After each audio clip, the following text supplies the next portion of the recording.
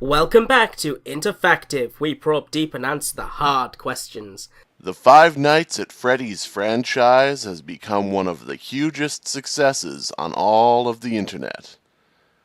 With its animatronic characters that are creepy, and its jump scare moments, the Five Nights at Freddy's franchise scared young and old alike. YouTubers recoiled in overdramatic horror, fans made up nutty theories, And artists all over the world created Rule 34 images of a fetid yellow chicken robot with a child's corpse inside. Tonight on InterFACTive, we take a step further into stuff by exposing the secret messages no one expected. Tonight, we will show you the hidden Christian messages in Five Nights at Freddy's. So, let's try to pull some facts out of religion. Scott Cotton, maker of the Five Nights at Freddy's franchise, is a devout Christian and worked on several Christian-themed cell phone games. This includes the mega-popular Bible Slots, which he created to compete with Gandhi Crush. Did you ever wonder why a game called Five Nights at Freddy's actually has 7 nights? This is because it reflects the creation story where God spent 5 nights creating the world, but then got really pissed off when he found he had still have more to do. Ironically, the 6th creation day is when God created animatronic animals. There are always 3 main animatronics on stage in the first 2 games. Some say this trio unmistakably represents the Holy Trinity. Ever wonder why there are actually 2 doors in your office? This is because those doors represent the God-smitten cities of Sodom and Gomorrah. This is because if you go through them, then you'll probably end up being fucked. The animatronics known as Bonnie and Chica are a rabbit and a chicken. They represent the bunny and chick associated with the Easter holiday, which remembers the time when Jesus got better from being dead. The animatronic Foxy represents the theory of predeterminism.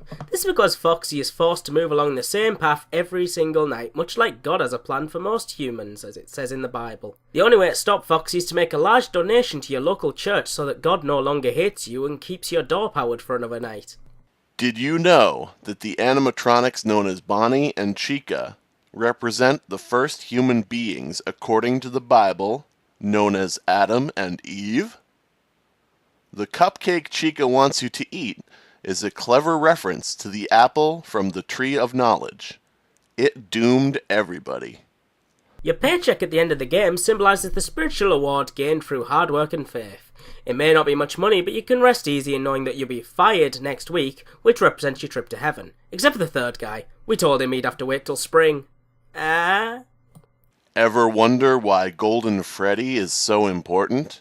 This is a sly reference to the golden calf of the Bible, which was a false god. Scott is essentially telling us not to worship corporate mascots instead of the Lord. Did you know that Freddy Fazbear is actually Canadian? Did you know the children and animal masks represent pagan cultists? The phone guy backwards spells Yug Enop Et, which in Latin loosely translates to say Satan rules 6K66. If you see withered Chica standing in a certain room during the events of Five Nights at Freddy's Part 2, you will notice that she is positioned as if she has been crucified. Did you know that Freddy Fazbear is actually Canadian?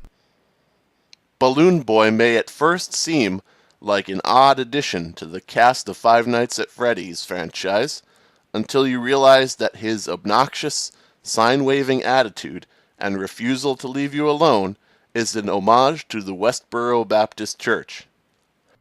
The third game is a tribute to Moses' 40 days in the desert. You have to constantly renew yourself before the entire building catches fire or you die of oxygen starvation.